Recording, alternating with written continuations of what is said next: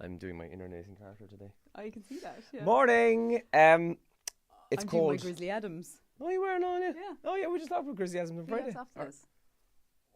Nice, isn't it? That's kind of weird, isn't it? But we're live. Hey. Yes, we are live. It's very cold this morning. There's a little bit of frost and ice expected on some of the, not on the roads, but certainly on your windscreen. Mine was frozen right a while ago. But after a fairly cold start this morning, it's going to be a fairly decent morning, actually. Some decent sunshine, hazy sunshine expected, and generally dry today. Top temperatures of around 7 to 10 degrees. Actually, even warmer into the afternoon of about maybe even 13 in places. Good morning. Morning. Some of the roads have been gritted, by the way, this morning. Already, yeah, that's good. That's good. That's good in fairness. Some of our major routes around the county are gritted this morning, just as a precaution. But as Andrew said, it's pretty good out there. But just as always, take care on the roads, mind yourselves. At about 25 past 8 this morning, checking traffic and travel. So if you are out and about and there's anything at all we should know about, as always, we ask you to pass on the information to us. Right, some of the trends overnight, Andrew, the MTV EMAs were on last night. Shawn Mendes, one of the big winners. Yeah, he won a couple of awards last night. He won 3. Taylor Swift was up for 6. 1. 0. Bad night for Tay-Tay. Bad night. We're still going to play her on the show today, by the way. Of course, yeah, we'll play Taylor. We've got the Riptide Movement coming up and good oldies as well. The Cranberries and The Cure on the show this morning, so that should be good. Some of the other trends. Bob Geldof is trending. Yeah, I saw something to do. Was he giving out about something? This is, it's pretty big now, right? Yeah. Bob Geldof has the freedom of Dublin City, right? Yes. He's handing it back. Which I can't think of anybody handing back that kind of honour before. And that's in protest at Aung San Suu Kyi. Did I get her name right? Yeah, I think. The fact that she has the freedom of Dublin, and with the recent controversy about her, people say she should have that stripped, and Dublin hasn't done that yet. And so Bob Geldof says he doesn't want the same award. It means nothing to him now. I mean... He's a principled guy, I suppose. You can kind of have to admire him a bit for that, I think. Science Week started yesterday, and that's the third top trend in Ireland as well. Yeah, actually, we should probably try and do some sort of weird science experiments on the show. We should do experiments.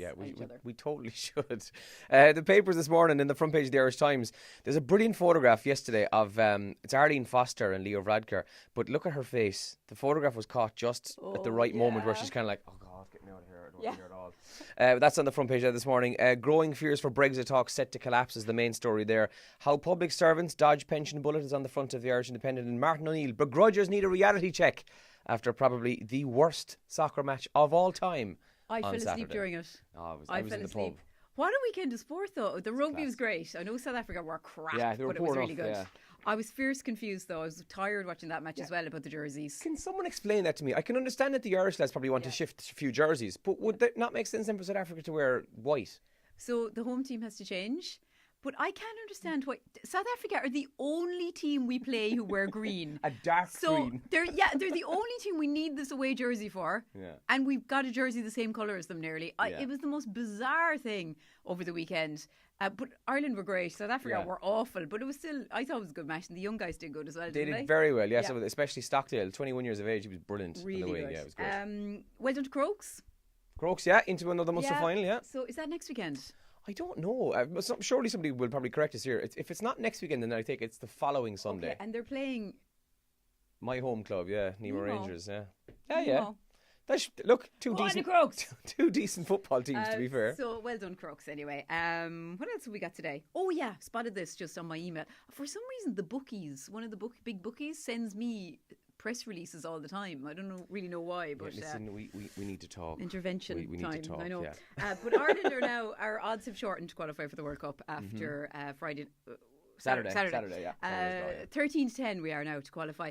But what I think is interesting is it's 22 to 1 for either team to qualify in penalties. Oh, that is interesting, actually. Yeah. That could easily happen, couldn't it? It could. And actually, I felt a little bit sorry for Northern Ireland last night because after a dodgy 15 minutes, they kind of were the team in control in awful conditions last night. And I was actually online on Twitter, people were kind of hoping that game would end up going to extra time penalties because it didn't look like they did score. The only way it can happen is if it's 0-0. Yes. If it's 0-0, if either team score, that's it. It's done. That's it. Yeah. So, and especially if Denmark score, if they score and if it's 1-1, for instance, we're screwed because of the away goals. So Okay, so that's tomorrow night. Going on a lot. Okay, it's 5 to 7. We better get out of here, make some coffee, and we're on air between 7 and 9 on Radio Kerry. If you want to get in touch with us today, we're 083 300 3300.